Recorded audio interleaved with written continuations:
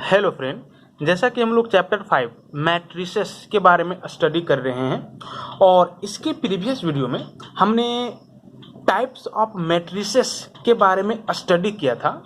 आज के इस वीडियो में हम मैट्रिक्स से रिलेटेड एक न्यू टॉपिक से आप लोगों को इंट्रोड्यूस करवाने वाला हूं और ये जो टॉपिक है वो आपका है इक्विलिटी ऑफ मैट्रिसेस। ये इक्विलिटी ऑफ मैट्रिसेस होता क्या है? दैट मीन्स दो या दो से अधिक मैट्रिसेस आपस में इक्वल कब होंगे, इसके बारे में हम क्या करने वाले हैं अभी आपको बताने वाले हैं। और इसके बाद आर.डी. शर्मा बुक के एक्सरसाइज 5.1 में question number 7 to next questions के सॉल्यूशन के बारे में बताने वाले हैं। पहले आप इक्विलिटी ऑफ मैट्रिसेस के डेफिनेशन के बारे में समझो। कहता है two matrices suppose A is equal to A I J of order m by n and b is equal to b i j of order r by s are equal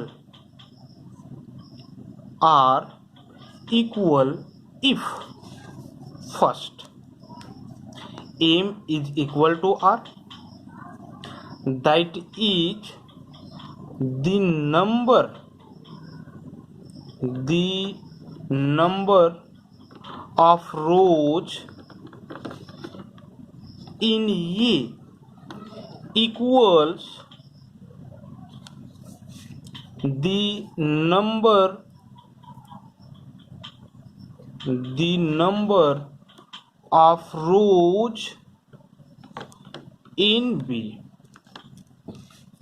कहता है कि दो मैट्रिसेस ये और B जिसका order क्रमशः m by n और r by s है, ये दोनों मैट्रिसेस आपस में इक्वल होंगे। तब इक्वल होंगे जब फर्स्ट कंडीशन में m is equal to r होगा। जरा देखो, m is equal to r, matrix A का m is equal to matrix b का r। और ये m और r क्या चीज को इंडिकेट कर रहा है? Simply rows of matrix A and rows of matrix B. तो फर्स्ट कंडीशन में मैट्रिक्स ये के रोज इक्वल होना चाहिए मैट्रिक्स बी के रोज का, है ना। m is equal to r, समझ रहे हो ना। m is equal to r, the number of rows in A equals to the number of rows in B. That means A में जो नंबर्स होगा रोज का वही नंबर्स ऑफ रोज बी का होना चाहिए। ये फर्स्ट कंडीशन कहता है। सेकेंड नंबर कंडीशन में कहता है n is equal to s। जरा देखो, n is equal to s, ये n क्या चीज को डिनोट कर रहा है? मैट्रिक्स ये के कॉलम्स को। और ये s क्या चीज को डिनोट कर रहा है? मैट्रिक्स b के कॉलम्स को। तो simply n is equal to s कहने का मतलब क्या हो गया?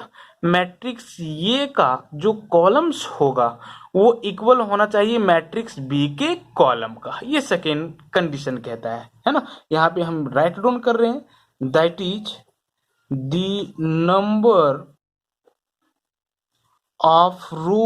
numbers of columns in A equals to the number of columns in B। ये सेकेंड नंबर कंडीशन था। थर्ड नंबर कंडीशन क्या कहता है? ये I J should be equal to bij for I is equal to 1 2 3 dot dot dot m and j is equal to 1 2 3 dot dot dot n। इसका कहने का मतलब ये हुआ कि मैट्रिक्स ये में जो भी एलिमेंट्स होंगे वो सारे एलिमेंट्स मैट्रिक्स बी में होने चाहिए और मैट्रिक्स ए में एलिमेंट्स का जहां पे पोजीशन होगा वहीं पे मैट्रिक्स बी में एलिमेंट्स का पोजीशन होना चाहिए। अगर सपोज कर लेते हैं कि नंबर 2 ये 1 1 प्लेस पे है मैट्रिक्स ए में, तो 2 मैट्रिक्स बी में ये 1 1 प्लेस पे ही होने चाहिए, है ना। तो इस केस में हम लोग कह देंगे कि मैट्रिक्स ए और बी जो होंगे वो इक्वल मैट्रिक्स होंगे। दैट मीन्स दो मैट्रिक्स आपस में इक्वल तब होंगे जब ये तीनों कंडीशन फुलफिल होगा, तभी हम दो मैट्रिसेस को आपस में इक्वल बोलेंगे। अब जरा आप on the basis of equality of to matrices, that means दो मैट्रिसेस के इक्वलिटी के ऊपर बेस्ड आर.डी. शर्मा बुक के एक्सरसाइज 5.1 में कुछ क्वेश्चंस का सॉल्यूशन देखो, और क्वेश्चन नंबर है 8। Question number 8, question number 7 already आप स्टडी कर चुके हो, इसलिए हम नहीं बता रहे हैं। सिंपली क्वेश्चन नंबर 7 में आपको 4/3 का मैट्रिक्स कंस्ट्रक्ट करना है और एलिमेंट्स किस तरह से डिफाइंड होंगे वो आपको दिया हुआ है ना। तो इसमें तो कोई प्रॉब्लम होना ही नहीं चाहिए, ये ऑलरेडी हमने आपको बता रखा है। क्वेश्चन नंबर 8 देखो, क्वेश्चन नंबर 8 में कहता है find x, y, a and b if two matrices are equal. This is 3x plus 4y, 2x minus 2y. This is a plus b, 2a minus b minus 1 is equal to, this is 2, 2, 4, 5 minus 5 minus 1। Question देखो, कहता है x, y, a और b का आप value find out करो, और इसके लिए आपके पास एक रिलेशन है, एक इक्वेशन है, और इस इक्वेशन में आप देख सकते हो कि दो मैट्रिसेस आपस में इक्वल है। First matrix and this is second matrix, ये दोनों आपस में इक्वल है। अब जरा देखो, दो मैट्रिक्स आपस में इक्वल कब होते हैं? जब फर्स्ट मैट्रिक्स का रो सेकेंड मैट्रिक्स के रो का इक्वल हो, है ना। यहां पे जरा देखो, इस मैट्रिक्स का ऑर्डर क्या है? 2/3, यानी कि m का वैल्यू 2, n का वैल्यू 3। ये हमने आपको समझाने के लिए राइट डाउन किया है, m/n। आप 2/3 ही राइट डाउन करो डायरेक्ट। और सेकेंड मैट्रिक्स का ऑर्डर क्या है? तो दिस इज 2/3 ही है, दैट मीन्स r के जगह पे 2 और s के जगह पे 3। आप देख सकते हो first row second row, first column second column third column, first row second row, first column second column third column, है ना। दैट मीन्स फर्स्ट मैट्रिक्स का total number of rows equal है सेकेंड मैट्रिक्स के total number of rows का। First matrix का total number of column equal है second matrix के total number of column का, ठीक है। और आप देख सकते हो कि ये दोनों मैट्रिसेस इक्वल हैं, ये ऑलरेडी आपको दे रखा है। तो इस केस में x, y, a और b का क्या करना है? वैल्यू निकालना है। अब जरा देखो, थर्ड कंडीशन को अप्लाई करो। दो मैट्रिसेस जब आपस में इक्वल होते हैं तो कोरस्पॉन्डिंग एलिमेंट्स जो होंगे मैट्रिसेस का वो भी इक्वल होगा। कोरस्पॉन्डिंग एलिमेंट्स दैट मीन्स यहाँ पे देखो, ये 1 1 पे है, तो इस मैट्रिक्स का ये 1 1 पे जो होगा वो इसका इक्वल होगा, है ना। ये 1 1 फर्स्ट रो फर्स्ट कॉलम पे क्या है? 3x plus 4y। इस मैट्रिक्स में फर्स्ट रो और फर्स्ट कॉलम पे क्या है? 2। तो this will be equal to this. क्यों? क्योंकि ये दोनों मैट्रिक्स इक्वल है, ये ऑलरेडी आपको दे रखा है ना। तो यहां से आपके पास एक रिलेशन मिल जाएगा x और y के फॉर्म में। इसी तरह से आप जरा देखो, ये इक्वल हो जाएगा इसका, क्योंकि इसका जो पोजीशन है वो ये 1 3 है। First row third column, first row third column पे क्या है 4 है, दोनों मैट्रिसेस इक्वल हैं, तो ये 1 3 इस मैट्रिक्स का इक्वल होगा इस मैट्रिक्स के ये 1 3 का, that means x minus 2y will be equal to 4। तो यहां से भी आपके पास x और y के बीच रिलेशन आ जाएगा। इस रिलेशन को आप फर्स्ट मान लोगे, इस रिलेशन को आप सेकेंड मान लोगे, दोनों को सॉल्व करोगे और x और y का वैल्यू निकालोगे, है ना। इसी तरह से यहाँ पे जरा देखो, this will be equal to this and this will be equal to this, बाकी ये इसका इक्वल है, तो यहाँ से आपको रिलेशन नहीं मिलेगा। 2 is equal to 2, right, -1 is equal to -1, ठीक है। आपको रिलेशन ढूंढने हैं इक्वलिटी ऑफ मैट्रिसेस के ऊपर बेस्ड, है ना। तो यहाँ पे जरा देखो, since both matrices are equal and therefore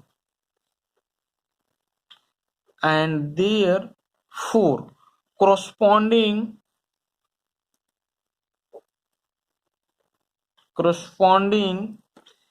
elements of both matrices will be equal, ठीक है। इसीलिए we will get 3x plus 4y is equal to this is 2, इसको आप 1 मान लो, x minus 2y is equal to this is 4 second मान लो, है ना।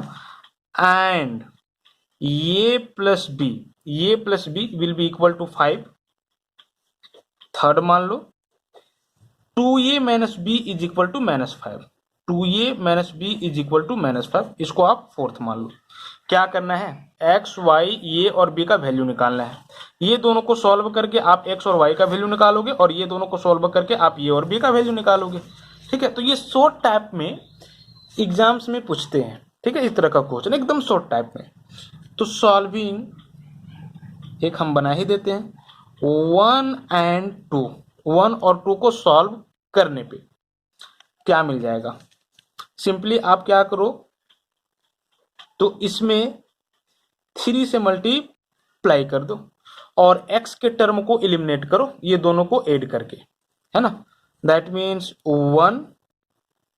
सब्ट्रैक्ट करके -3 इंटू सेकेंड, हम ये कर रहे हैं 1 में सब्ट्रैक्ट कर रहे हैं, इक्वेशन 2 में 3 मल्टीप्लाई करते हुए क्या आ जाएगा, 3x plus 4y is equal to 2, है ना। यहाँ पे क्या आ रहा है, 3 मल्टीप्लाई करो तो 3x, 3 2 जा 6 माइनस 6y, 3 4 जा 12, साइन अपोजिट हो जाएगा, सब्ट्रैक्ट किए हैं कैंसिल हो जाएगा, this is 10y is equal to -10, that means y is equal to what, तो -1। तो ये y का वैल्यू आपका निकल गया। y का वैल्यू आप ये दोनों में से किसी में पुट कर लो, x का वैल्यू निकाल लो, ठीक है। Putting y is equal to -1 in equation 2 we get, क्या पाते हैं, this is x minus 2 into -1, minus minus plus हो जाएगा, 2 इंटू 1 2 ही हो जाएगा, इज इक्वल टू 4। तो इस तरह से यहां से आप देख सकते हो कि x का वैल्यू आपके पास 2 आ जाएगा। अगेन फिर से आप 3 और 4 को सॉल्व करोगे, सॉल्विंग इक्वेशन 3 and 4, ठीक है।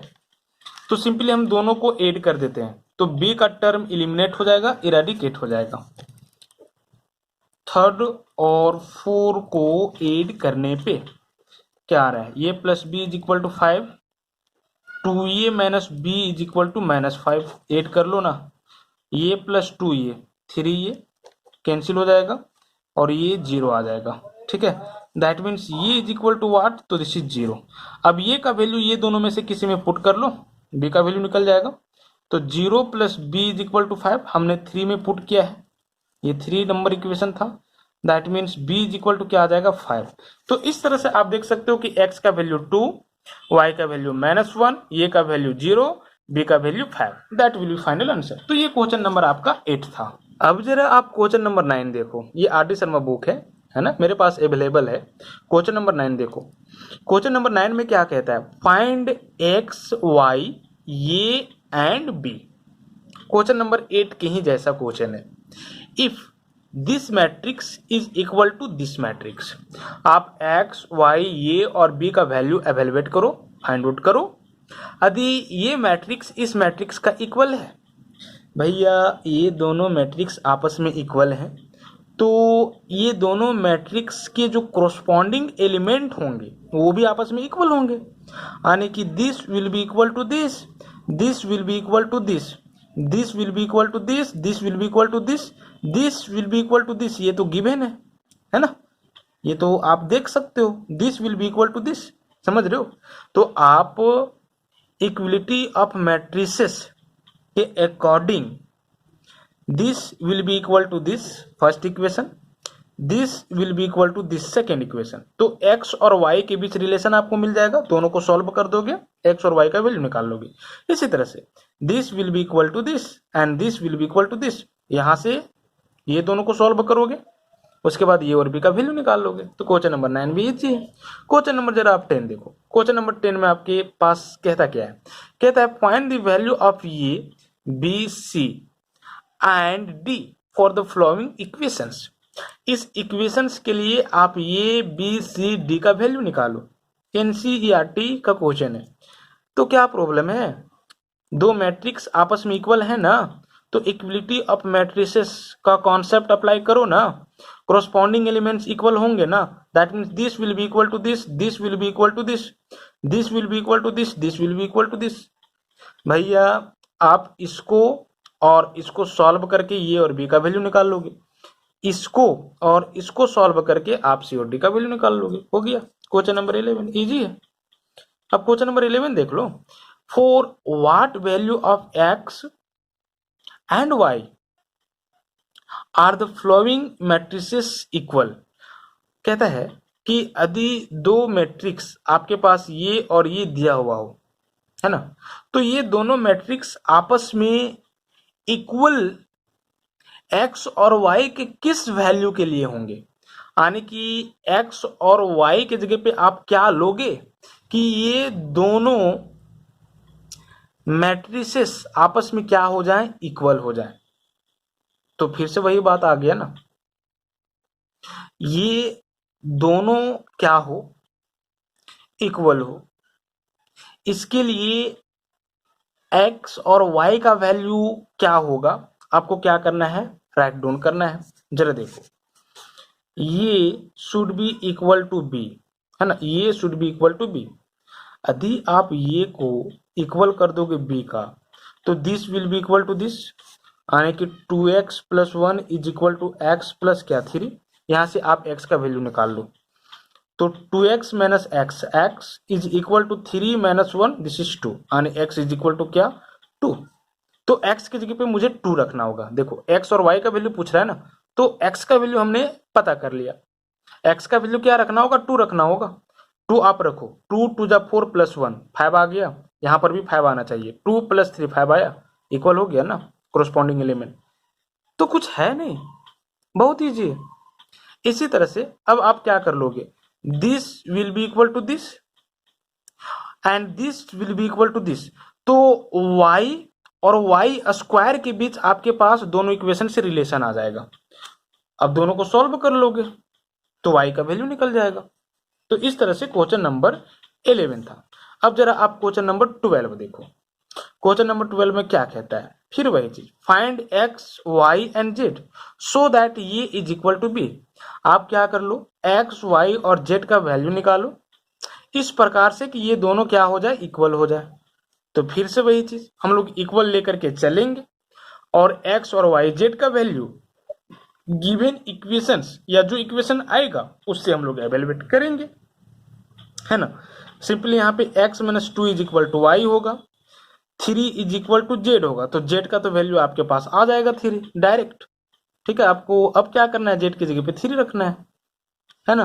तो यहां से देखो this will be equal to this करोगे, जेड इज इक्वल टू 3 निकल गया ना, 2z is equal to 6, z is equal to 3, 3 आप यहाँ पे रखो, तो 18 इंटू 3 करोगे तो 54, 54 will be equal to 6y, यानी कि y is equal to what, तो 9। तो x का वैल्यू भी निकल गया, सॉरी y का वैल्यू निकल गया और z का भी वैल्यू निकल गया। अब आप x का वैल्यू निकाल लोगे, क्योंकि y का वैल्यू निकल चुका है 9, तो this will be equal to this था, तो x इज इक्वल टू 11 हो जाएगा। तो इस तरह से x y z का वैल्यू आप क्या कर लिए, निकाल लिए। बस आपको एक्सप्लेन करते जाना है, और कैसे एक्सप्लेन करना है हमने आपको क्वेश्चन नंबर 8 में बता रखा है। ठीक है, इसी तरह से क्वेश्चन नंबर आप 13 सॉल्व कर सकते हो।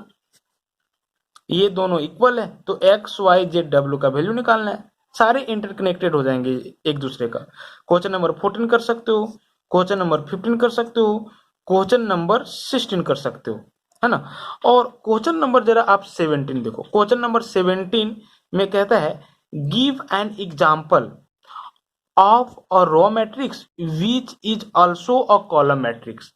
आप एक रॉ मैट्रिक्स का एग्जाम्पल दो जो कि कॉलम मैट्रिक्स भी हो। तो रॉ मैट्रिक्स में सिंपली क्या होता है, रॉ मैट्रिक्स में जिसमें एक ही रो हो, है ना, और कॉलम मैट्रिक्स में जिसमें एक ही कॉलम हो। ठीक है, तो अगर हम एक मैट्रिक्स जिसमें एक ही एलिमेंट लें, दिस इज 5, तो आप देख सकते हो कि ये एक मैट्रिक्स है, और ये किस तरह का मैट्रिक्स है, तो रॉ मैट्रिक्स भी है और कॉलम मैट्रिक्स भी है। कितना रो है, एक ही रो है, कितना कॉलम है, एक ही कॉलम है, समझ रहे हो ना, एक ही रो एक ही कॉलम, तो ये रॉ मैट्रिक्स भी है और कॉलम मैट्रिक्स भी है। तो इस तरह से आपको एग्जांपल सेट करना है।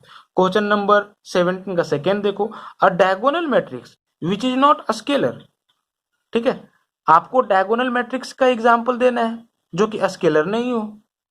स्केलर में क्या होता है और डायगोनल में क्या होता है, तो सिंपली डायगोनल मैट्रिक्स में डायगोनल, प्रिंसिपल डायगोनल के अलोंग जो भी एलिमेंट होंगे वो सारे जीरो नहीं होने चाहिए, बाकी जो एलिमेंट बच गए वो सारे जीरो होने चाहिए। ठीक है, ये डायगोनल मैट्रिक्स का डेफिनेशन है। स्केलर मैट्रिक्स का क्या डेफिनेशन था, सिंपली स्केलर मैट्रिक्स में प्रिंसिपल डायगोनल के अलोंग जो भी एलिमेंट होंगे वो सारे एलिमेंट कांस्टेंट नॉन जीरो होने चाहिए, बाकी जो एलिमेंट बच गए वो जीरो होने चाहिए। समझ रहे हो ना, कांस्टेंट नॉन जीरो मतलब कि डायगोनल, प्रिंसिपल डायगोनल पे जो एलिमेंट होंगे वो एकदम एक ही तरह का एलिमेंट्स होने चाहिए, बट जीरो नहीं होना चाहिए। लेकिन डायगोनल में सिर्फ जीरो नहीं होना चाहिए, आप नंबर को अलग अलग लिख सकते हो प्रिंसिपल डायगोनल के अलोंग। समझ रहे हो, डायगोनल मैट्रिक्स में जरा देखो इसका एग्जांपल। तो हमको क्या करना है, क्वेश्चन नंबर 17 का 2 में इसी तरह के मैट्रिक्स का एग्जांपल देना है। तो हम यहाँ पे राइट डाउन कर रहे हैं, आप समझोगे कि ये है कि नहीं। जरा देखो, अगर हम ये बोले 5 0 0 0 3 0 0 0 2, तो आप देख सकते हो कि ये डायगोनल मैट्रिक्स है, क्योंकि प्रिंसिपल डायगोनल के अलोंग जो भी एलिमेंट हैं वो नॉन जीरो हैं, बाकी सब जीरो हैं। ठीक है, सेकेंड नंबर कंडीशन में आप देख सकते हो कि ये स्केलर नहीं है। स्केलर में क्या होता है, तो स्केलर में जो एलिमेंट्स डायगोनल्स प्रिंसिपल डायगोनल के अलोंग होते हैं वो कांस्टेंट और नॉन जीरो होते हैं। मतलब अगर यहाँ 5 तो यहाँ पर भी 5 और यहाँ पे 5, जीरो नहीं ले सकते हो। ठीक है, 3 तो 3 तो 3, तो आप देख सकते हो कि ये डायगोनल है बट स्केलर नहीं है। तो इस तरह से आपको खुद एग्जाम्पल क्या करना था, सेट करना था। क्वेश्चन नंबर आप 17 का थर्ड देखो, a triangular matrix. Triangular matrix, simply triangular matrix में हम लोग दो टाइप्स देखे थे, अपर ट्रायंगुलर और लोअर ट्रायंगुलर। तो आप किसी तरह का भी एग्जाम्पल दे सकते हो, हम लोअर ट्रायंगुलर का एग्जाम्पल दे देते हैं। ठीक है, जरा देखो 5 3 2, यही हम लिखे हैं। ठीक है, -1 -2 and this is 7, next 0 and this is 0 and this is 0। आप देख सकते हो कि ये एक अपर ट्रायंगुलर मैट्रिक्स और लोअर ट्रायंगुलर मैट्रिक्स है। लोअर ट्रायंगुलर मैट्रिक्स में होता क्या है, प्रिंसिपल डायगोनल के एभव में जो ट्रायंगल बनता है, ठीक है, उसके अंदर जो भी एलिमेंट होंगे जीरो होने चाहिए। और लोअर ट्रायंगुलर मैट्रिक्स में, अपर ट्रायंगुलर मैट्रिक्स में तो प्रिंसिपल डायगोनल के लोअर में, ठीक है, जो ट्रायंगल बनेगा उसमें जीरो होने चाहिए, ठीक है, एलिमेंट्स। तो यहाँ पे आप देख सकते हो कि ये जो है वो एक लोअर ट्रायंगुलर मैट्रिक्स है, यानी कि ट्रायंगुलर मैट्रिक्स है। तो इस तरह से आपको एग्जाम्पल सेट करना है। तो ये क्वेश्चन नंबर आपका 17 था। क्वेश्चन नंबर 18 ना आप खुद ट्राई करोगे, बनता है तो ठीक है, नहीं तो मैसेज करोगे, है ना। और नेक्स्ट वीडियो में हम नेक्स्ट चैप्टर 5.2 के लिए कॉन्सेप्ट बताएंगे। Thank you.